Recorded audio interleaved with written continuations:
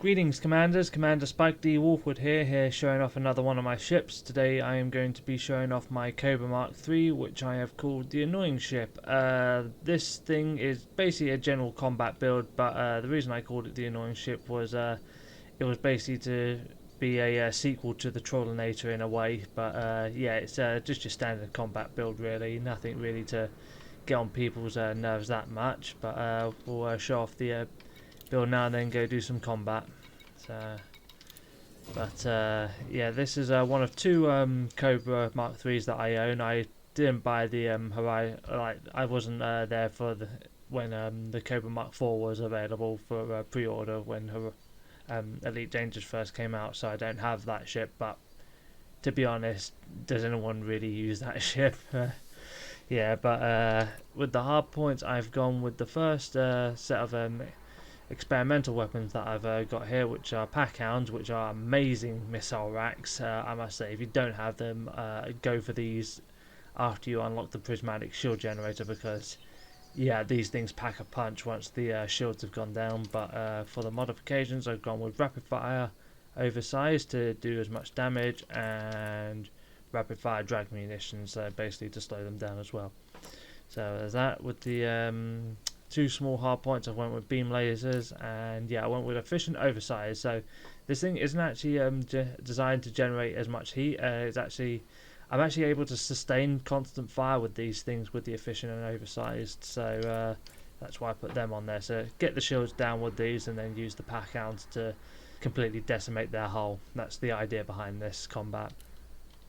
So yeah, utilities, I went with a heat sink with ammo capacity and a shaft launcher. Again, I do have shaft launchers in storage with the extra ammo, but I've just yet to put them on, so that's why that's there. But again, it doesn't take long to engineer extra ammo onto shaft. So for the core internals are military grade composites with heavy duty, damn it, glitched again, hang on, heavy duty deep plating, there we go, pretty standard.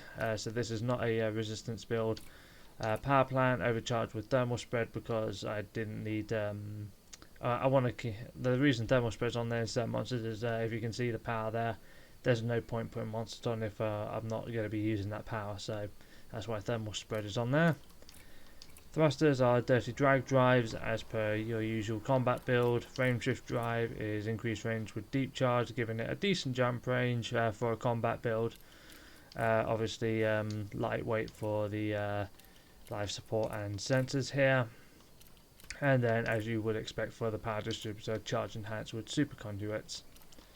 And now the optionals. So with the optionals, prismatic shield generator with reinforced and high cap, basically to try and tank a bit of hits with this thing, even though it's a fairly manoeuvrable ship. Then two shield cell banks, a 4A and a 2A, both with rapid charge and recycle cells, which are the best to go for when it comes to shield cell banks. In my opinion, anyway. You can go boss cells, and I can't remember what the other one was, but yeah, if you basically the reason you would go rapid charge is to deal with rail guns with I can't remember the experimental effect. I know it stops your shield cell banks from working properly, so that's but with the rapid charge it helps mitigate that issue. Anyway, onto the hull. I've got two hull armors here, obviously with heavy duty deep plating, as you can see here, and then yep, two Guardian reinforcement modules for that one. So basically they're better than the standard module reinforcements, but they do take up a bit of power, but again, don't really need to worry about that. And then one frame shift drive interdictor, so just so that I can pull NPCs or players out. So yeah, we will take off and test this ship out. Now I just need to see where there's a place that's at war.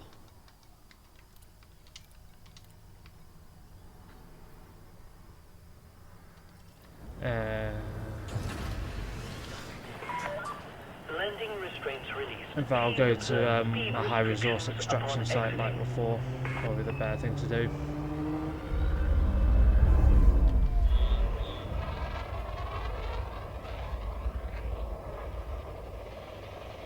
I must say, I do like the green paint with this thing. Like it's we've got a good aesthetic to it. You are all clear to follow your predetermined flight path. Have a good trip.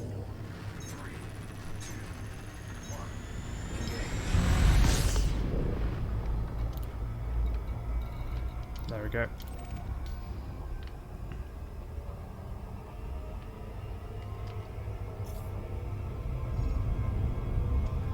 It's unfortunate that's on the other side of the planet. That's going to take just a little bit longer to get to now because of the gravity of this planet slowing me down, which doesn't really make sense. You'd think a gravity assist would actually speed me up, but I guess not.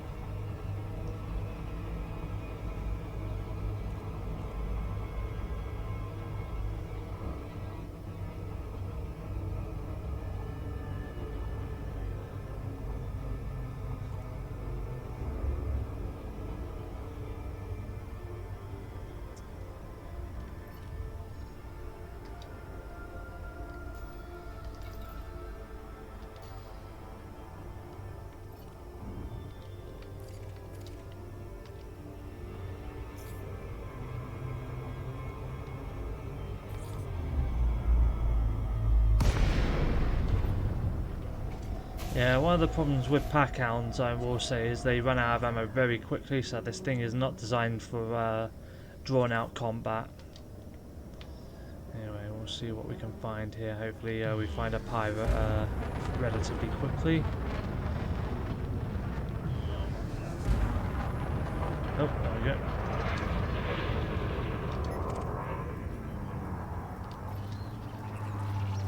And he is wanted. Sweet.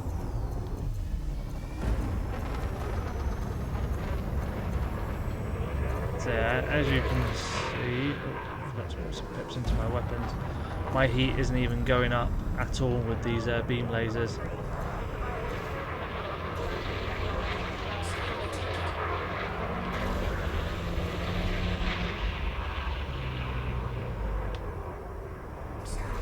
There we go.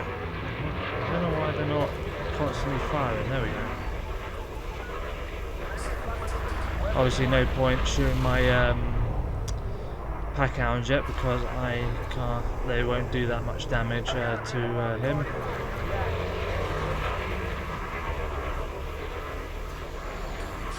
There we go.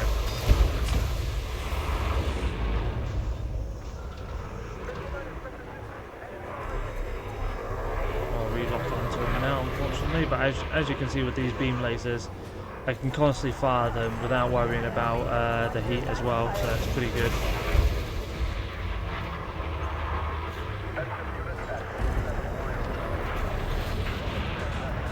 Unfortunately, this guy is a little bit maneuverable. We'll get him eventually.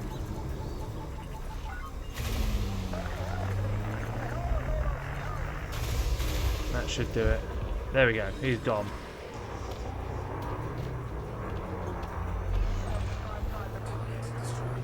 Sweet. Now let's see if we can find another pirate that's a bit more tougher, shall we say. Oh, there seems to be some shooting down there. Let's see what we got. That's a security force, so let's see who's getting shot at. A Cobra Mark IV. And he's wanted, okay. Well, this is fitting.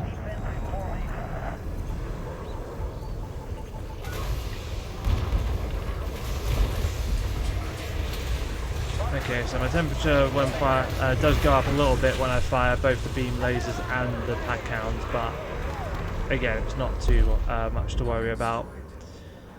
So yeah, that's pretty much this ship. Again, it's another standard combat build, but different in its own right, considering most of my beam lasers that I use on my ships use the long range or overcharged with thermal vents, so I decided to mix it up with the beam lasers on this thing.